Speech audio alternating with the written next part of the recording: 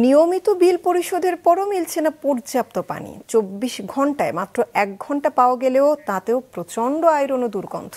প্রায় 3 বছর ধরে এমন দুর্ভোগ পোহাচ্ছেন মানিকগঞ্জ পৌরবাসী। জেলা প্রতিনিধি গাজী ওয়াজেদ আলমের পাঠানো তথ্য ছবিতে ডেস্ক রিপোর্ট। 2 লক্ষাধিক মানুষের বসবাস মানিকগঞ্জ পৌর এলাকায়। সেখানে পানি সরবরাহের জন্য রয়েছে 3টি শোধনাগার ও 22টি গভীর নলকূপ। এর সাথে পাইপলাইনের মাধ্যমে 7,000 সংযোগে প্রতিদিন সরবরাহ করা হয় 18,000 ঘনমিটার পানি। শোধনাগার থেকে পাওয়া পানি গৃহস্থলী কাজে ব্যবহার করা গেলেও এতে আয়রনের পরিমাণ বেশি থাকায় পানির অনুপযোগী। এছাড়াও গভীর নলকূপের পানিতে রয়েছে মাত্রাতিরিক্ত আয়রন, ময়লা ও দুর্গন্ধ। তার উপর দিনে মাত্র 1 ঘন্টা পাওয়া যায় এই পানি। এসব অভিযোগ গ্রাহকদের।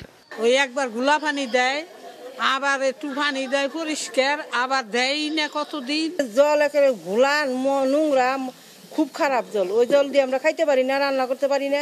যে পানিগুলো সকালবেলা দিছে ও পানি দোয়াটা না দোয়াই ভালো লাগে, তাও পানি দেয় মাত্র 1 ঘন্টা আমাকে। এমন পরিস্থিতিতে হয় দূর দূরান্তের কোনো নলকূপ থেকে পানি আনতে হচ্ছে, নয়তো দোকান থেকে বা ভ্যানে বিক্রি করা পানি কিনতে হচ্ছে পৌরবাসীকে।